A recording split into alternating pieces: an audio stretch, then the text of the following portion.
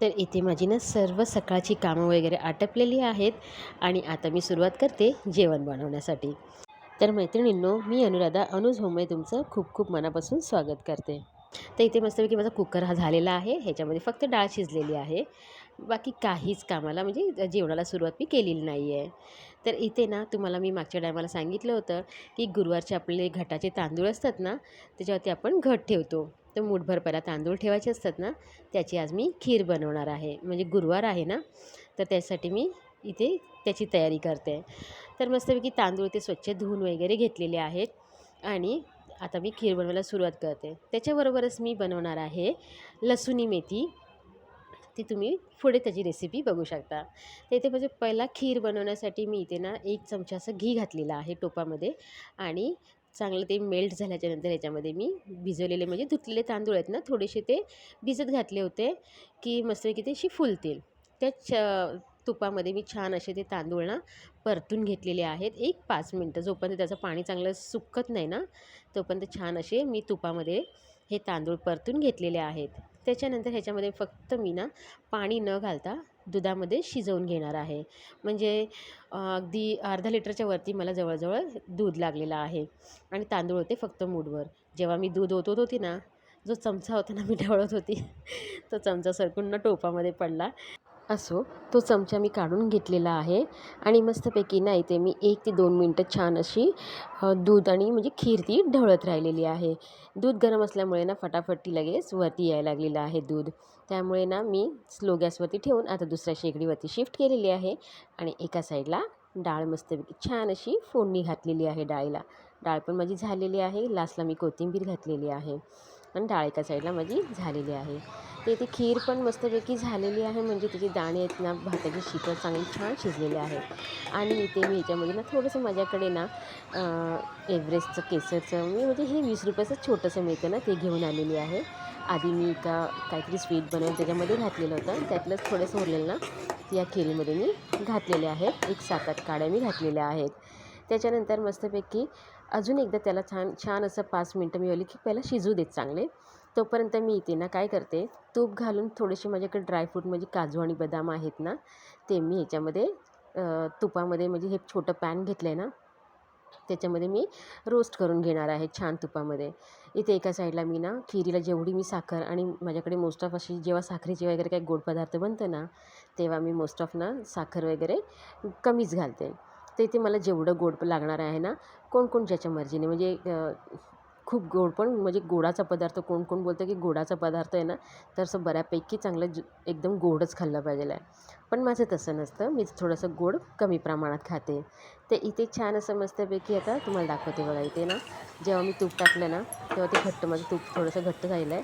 ह्याच्यामध्ये पॅनमध्ये घातलं थोडंसं ते मेल्ट झालेलं आहे. आता ह्याच्यामध्ये मी काजू, बदाम आणि सुकं आपलं खोबरं असतं ना, ते असं लांब लांब पातळ चिरून घेतलेलं आहे आणि त्याचे स्लाईस केलेले आहेत आणि ते छान मस्तपैकी तुपामध्ये भाजलेलं आहे.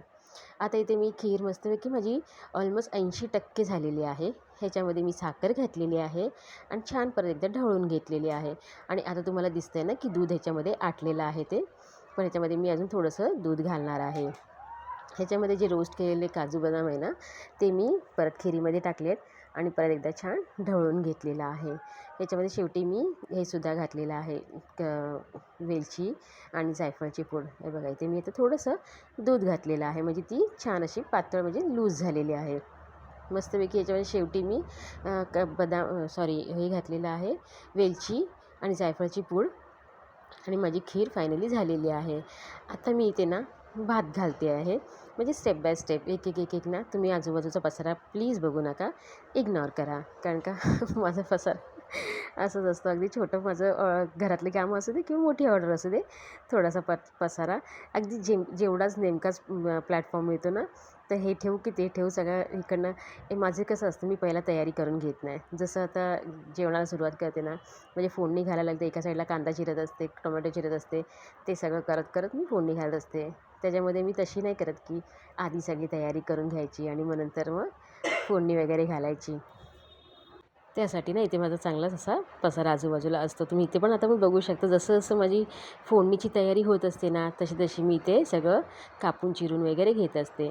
आता इथे मला लसूण मेथी बनवायची आहे ना, तर मी इथे त्यासाठी कांदा, टोमॅटो आणि मेथी चिरून ठेवलेली आहे. पण आता इथे वाटणाची माझी थोडीशी याला वाटण लागणार आहे ना, तर ते वाटणाची तयारी एका साईडला करते आणि दुसऱ्या साईडला मी लसूण वगैरे ते साफ करून घेत होते. म्हणजे लसूण वगैरे मी साफ करून ठेवत नाही.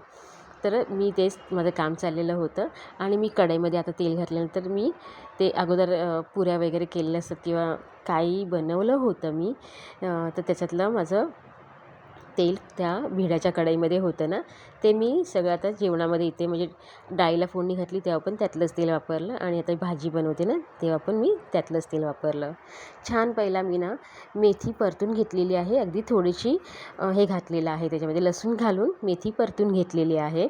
मेथी तोपर्यंत होते ना 1-2-3 मिनटासाठी, तोपर्यंत मी इथे वाटण्यासाठी फक्त भाजलेले हे घेतले, शेंगदाणे घेतलेले आहेत, डालिया घेतलेल्या आहेत, तीळ घेतलेले आहेत. हे सगळं 1 ते दीड चमचे असं घेतलेलं आहे. पाणी घालून त्याची पेस्ट तयार करून घेतलेली आहे. आणि आता इथे बघा फक्त ना भाजीतलं ह्याचं पाणी सुटलेलं, भाजी हिरवीच्या हिरवी तशीच आहे. म्हणजे अगदी 20-30% मी याला चांगली तेलात परतून घेतलेली आहे लसूण घालून. कढईतली सगळी भाजी मी काढून घेतलेली आहे आणि आता फोडणीसाठी मी तुम्हाला परत एकदा दाखवते. छान कढई रिकामी करून घेतलेली आहे आणि त्याच कढईमध्ये मी परत एकदा तेल घालणार आहे आणि त्याच कढईतलं आहे बघा. आता फायनली माझं हे तेल संपलेलं आहे. मी दुसऱ्या बुदलीतलं पण थोडंसं अर्धा पळी तेल घालणार आहे. तर इथे छान तेल गरम झाल्याच्यानंतर याच्यामध्ये मी पहिला भरपूर अशी लसूण आणि मिरची वगैरे घालणार आहे. तर इथे तुम्ही बघू शकता बघा, इथे मिरची म्हणजे मी अगदीच काहीच तयार करत नाही. त्याच्यामध्ये मी लाल मिरची घालायची आहे ना, सुकी लाल मिरची, तर ती मी त्याची देठं काढत होती. तेल गरम झाल्याच्यानंतर पहिला मी याच्यामध्ये बरंच असं लसूण घातलेलं आहे, छान असं चेचून आणि त्याला कट केलेलं आहे. त्याच्यानंतर 4 ते 5 असे लाल तिखट मिरच्या आहेत त्या घातलेत, कारण की हिरवी मिरची मी वापरणार नाही ना म्हणून. त्याच्यानंतर मी इथे कांदा घातलेला आहे आणि छान असं परतून घेतलेलं आहे. 1 मिनटं झाल्याच्यानंतर याच्यामध्ये टोमॅटो घातले. टोमॅटो पण मी तसेच परतून घेतलेले आहेत. सगळं तेलामध्ये छान असं मिक्स करून घेतल्याच्यानंतर परतल्याच्यानंतर ह्याच्यामध्ये मी ना सगळे सुके मसाले वगैरे घालणार आहे. त्याआधी ना मी तुम्हाला दाखवते की मी याची ना पेस्ट करून घेतलेली आहे. जी 3 वस्तू घेतल्या होत्या ना, जसं तीळ, शेंगदाणे आणि डालिया आहे ना, त्याची मी पेस्ट छान अशी बनवून घेतलेली आहे. तर इथे मस्तपैकी माझं तेलामध्येच हे परतून झालेलं आहे कांदा आणि टोमॅटो वगैरे. तर इथे एका साईडला माझा भात पण होतो आहे, त्याच्यावरती पण मी एकदा काविलता मारून घेतलेला आहे. कुकरचं झाकण मारून चांगल्या मस्तपैकी फक्त 2 शिट्या काढून घेणार आहे. त्यानंतर ना आता तुम्हाला दाखवते की मी म्हणजे फोडणीसाठी मसाले कुठले कुठले वापरलेत. इथे मी गरम मसाला 1 चमचा घेतलेला आहे, लाल तिखट 1 चमचा घेतलेला आहे आणि अर्धा चमचा हळद घातलेली आहे.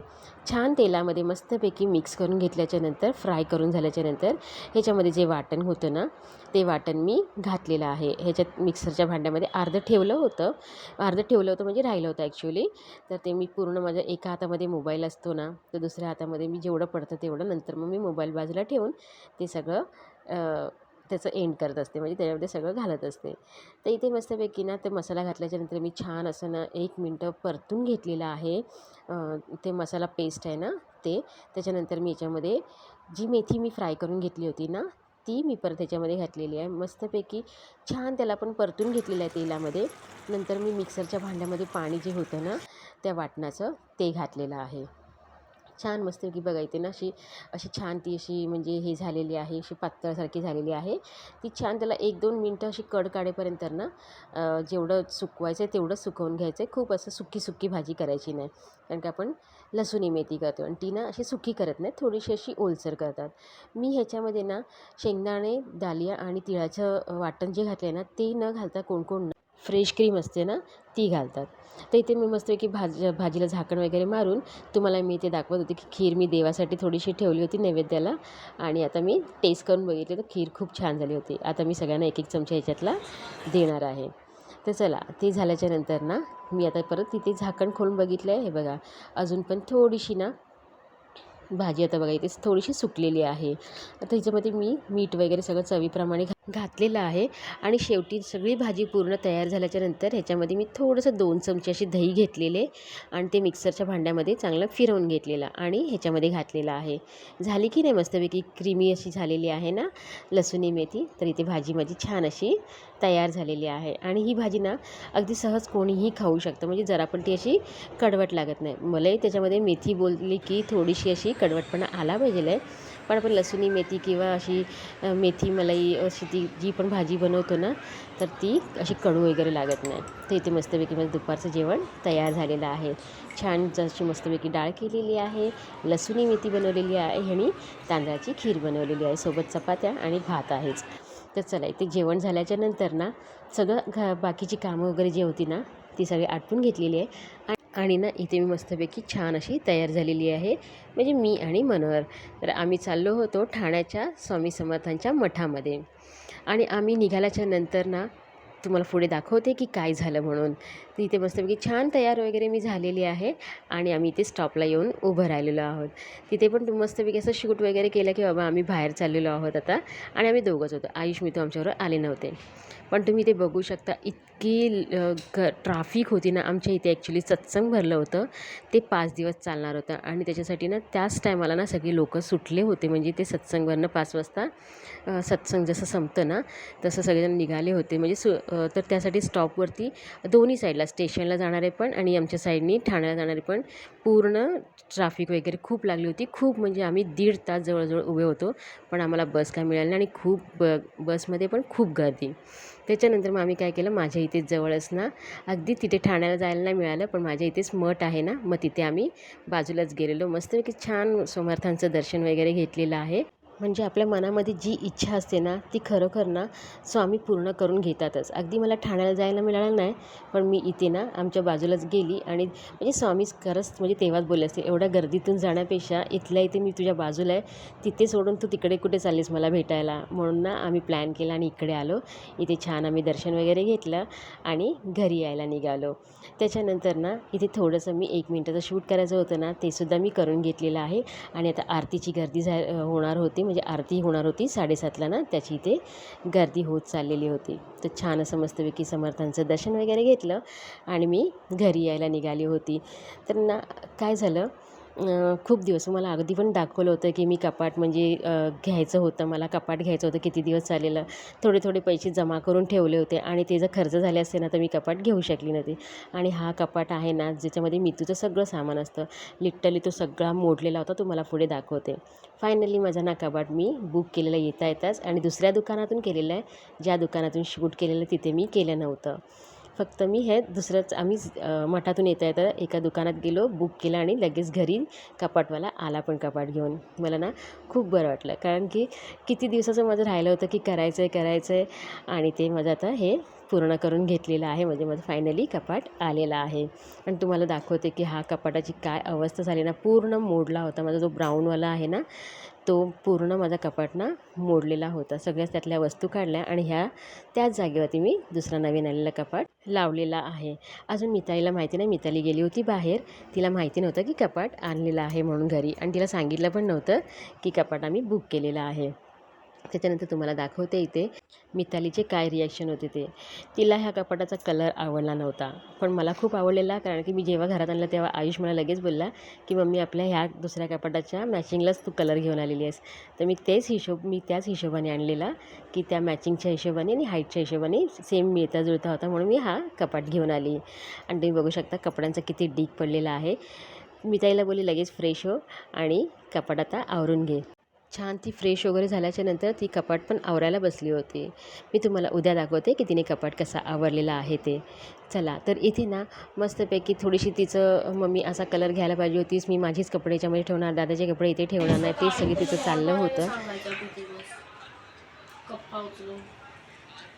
त्याला बोल इकडे काय होतंय ते करून घे त्याचे कपडे. काय होईल मम्मी माझे कपडे माहितीये केवढ्यात हे राहणार आहे त्याच्यात.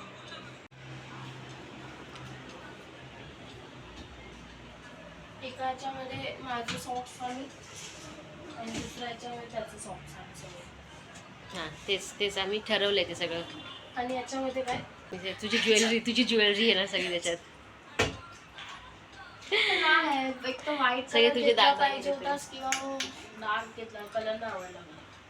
ऐकलं ना ती काय बोलली ते, तिला कलर नाही आवडला. असो चला, तर आजचा व्लॉग मी इथेच थांबवते आणि जर व्लॉग आवडला असेल तर लाईक शेअर सबस्क्राईब.